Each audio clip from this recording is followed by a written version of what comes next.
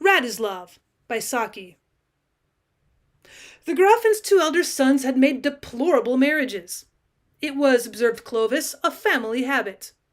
The youngest boy, Wratislav, who was the black sheep of a rather greyish family, had as yet made no marriage at all. "There is certainly this much to be said for viciousness," said the Gräfin. "It keeps boys out of mischief." "Does it?"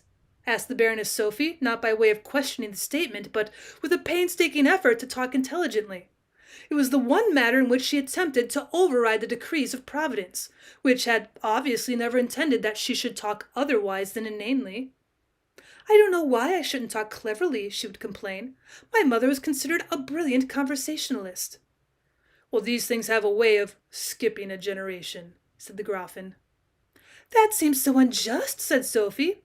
"One doesn't object to one's mother having outshone one as a clever talker, but I must admit I should be rather annoyed if my daughters talked brilliantly." "Well, none of them do," said the Gräfin consolingly. "I don't know about that," said the Baroness, promptly veering around in defense of her offspring. "Elsa said something quite clever on Thursday about the Triple Alliance. Something about it being like a paper umbrella. That was all right as long as you didn't take it out in the rain. It's not everyone who could say that." "Everyone has said it, at least everyone that I know. But then I know very few people." "I don't think you're particularly agreeable today." "I never am. Haven't you noticed that women with really perfect profile like mine are seldom even moderately agreeable?" "I don't think your profile is so perfect as all that," said the Baroness. "Well, it would be surprising if it wasn't. My mother was one of the most noted classical beauties of her day." "These things sometimes skip a generation, you know," put in the Baroness with the breathless haste of one to whom repartee comes as rarely as the finding of a gold-handled umbrella. "My dear Sophie," said the Gräfin sweetly, "that isn't in the least bit clever, but you do try so hard that I suppose I oughtn't to discourage you. Tell me something.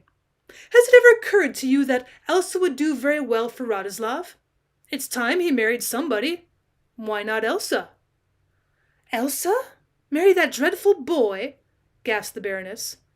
"Well, beggars can't be choosers," observed the Gräfin. "Elsa isn't a beggar." "Well, not financially, or I shouldn't have suggested the match. But she's getting on, you know, and has no pretensions or brains or looks or anything of that sort." "You seem to forget that she's my daughter."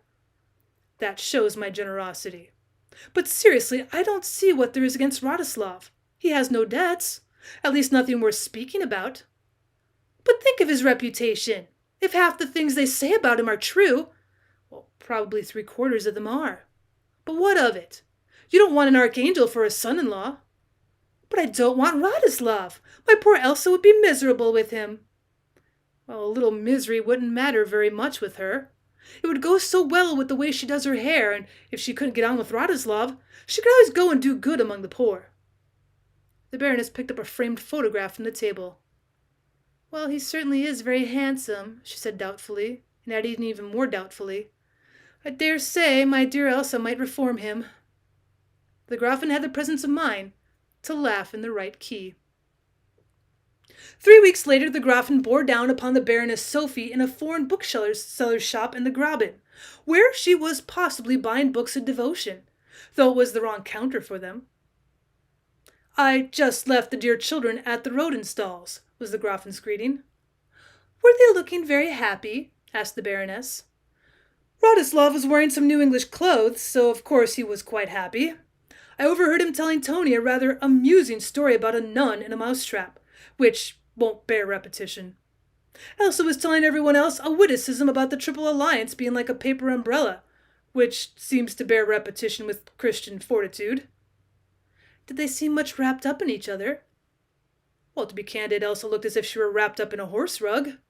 And why let her wear saffron color?" "Well, I always think it goes with her complexion."